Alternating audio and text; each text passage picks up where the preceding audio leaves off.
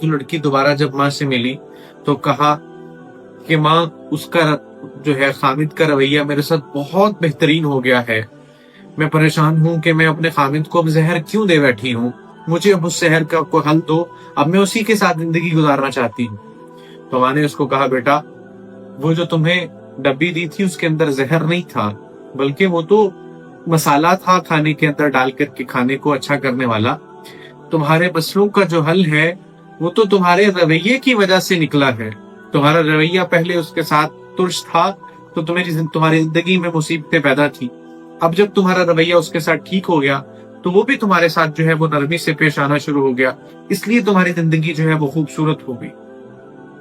अब इस बात को जरा गौर करके सोचिएगा, आजकल की शादीशुदा जिंदगियों के जो मामलात हैं वो दरअसल क्या है कि हर घर में लड़ाई है, हर कोई दूसरे के साथ जो है वो दस्तों गिरेबान हुए खड़ा है, एक दूसरे की टांगे खींचने में सारे के सारे लगे हुए हैं।